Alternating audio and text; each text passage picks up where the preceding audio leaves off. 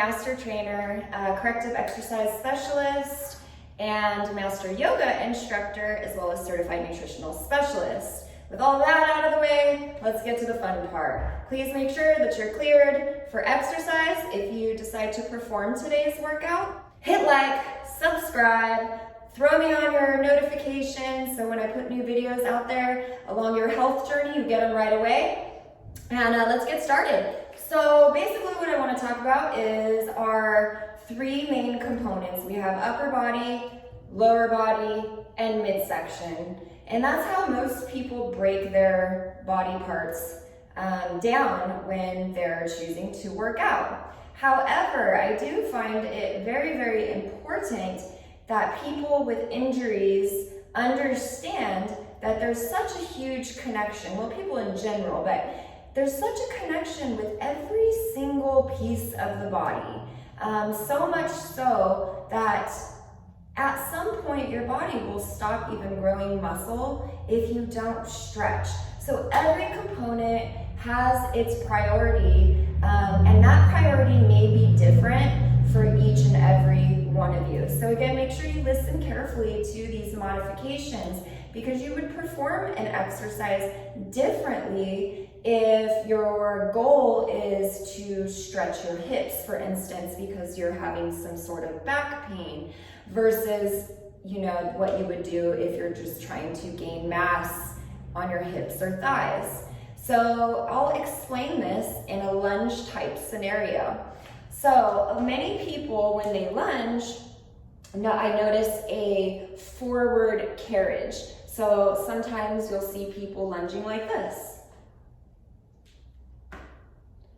Or sometimes you'll see people doing forward lunges with weights and going like this. Now, I'm not trying at all to put anybody down, but I would like to bring it back to the basics and explain what we're doing exactly in a lunge and how that can be modified so that it's not painful for you and it doesn't add insult to injury or add injury itself. So when lunging, the fundamentals here is, again, you're stepping out about a leg's distance, but you want this front knee to widen a little bit. So if your knee is going inward here, then of course my body is going to go that way as well. So find a focal point in front of you. Make sure this knee is outward. Tuck your chin, very important, that the bottom part of your body, the midsection of your body, and your chin are all locked into place, almost like a steel rod coming out. I press my hands together to make sure my upper body is engaged. Inhale and exhale. Good. Now you're going to be sure that every time you're doing this, you are not hurting your knee or adding impact to your hips, your back, or even further damaging some sort of pronation. As a matter of, or any supination, anything. We want to make sure that your fundamentals are right. Good. So now we're going to move on to upper body. Now, as you noticed in my last movement, upper body is very important even when performing lower body exercises. Now, women and men have a tendency to sit down and stand up differently. Women, we're usually a little bit more limited if we're wearing skirts and etc. But I want everybody to take the time and just see how it is that you're getting up and down and exactly what you're teaching your body every day. So I'll kind of go over a normal way that I even find myself doing. Sitting down, bringing my legs together, and having a seat, right? And especially if we're trying to look cute or whatnot, we're getting up and using our knees. But what we're really doing here is creating quite a disruption in the body. We're really setting ourselves up for quite a lot of knee pain. We're not engaging our back when we get up, and many times this can lead and really kind of be the straw that breaks the camel's back for anybody with any sort of injuries, especially in the spine.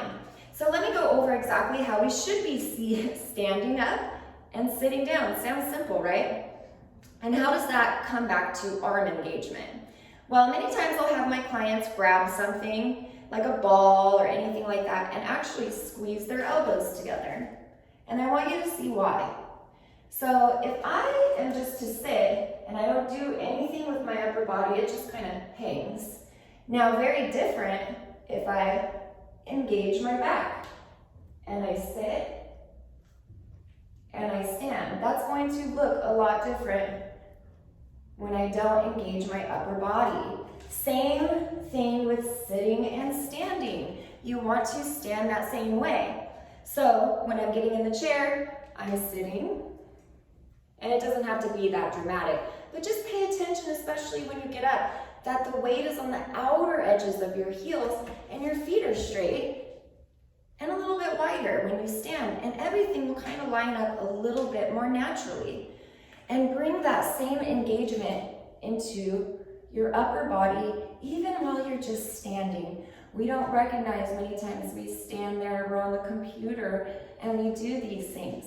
So I really, really, really believe in just adjusting your stature from here to there by making sure those 3 areas of your body, here, here, and in the throat, are lined up.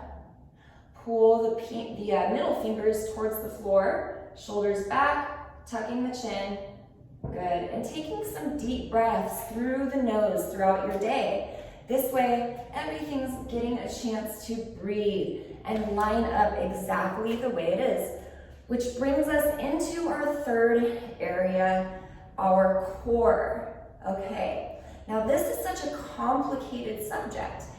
So many people have a very difficult time with their midsection, and I can relate. And I can share that story another time, as long as you're subscribed and you like this video. Just kidding. And this will bring us into our last area of the body, the core. Yes. So complex it is, especially for people with injuries. There are so many little things that you can do to begin to fix these chronic pain issues. And one of them, again, is the core. So make sure first you like this video, subscribe, let me know if you guys like this information and you want more, and I will be happy to provide it for you. So our core muscles can be engaged at any point. I really truly never just do ab workouts, and I never had a 6-pack until I learned to breathe. So let's use our lunging again for an example. I know it's strange, I'm using a lunge to kind of show you how to activate your upper body, your midsection, and your lower body, but this is how I want to explain to you the body is so connected. Now I'd like to demonstrate for you, I guess, about the way everybody sort of normally does a lunge. I even find myself doing this sometimes.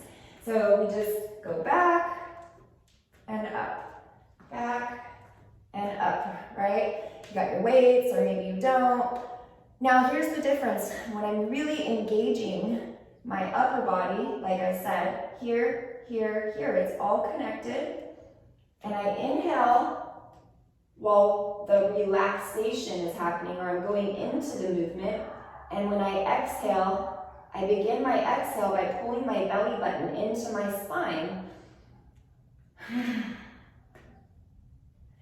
There, I'm working my upper body, my lower body, and my midsection. Not only that, but to top it off, I'm exercising my core strength and proprioception, which means where my mind knows my physical body is, also called balance. So balance is created, and of course that's what we want.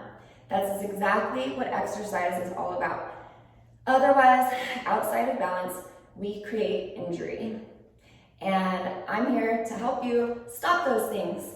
So please make sure you like, subscribe, let me know what else you would like to know about, and I'm happy to provide all the information that I can. Make sure you tune in for constant updates. Finally, I have the time to start doing this. So I will be posting weekly, at least. different things. So if anybody comments on something specific, I'll be happy to do that. Next week, I'm gonna do a full body routine that you can do lying down in bed, and you can do it in the morning, or you can even make it a workout. So let's have some fun this week, guys.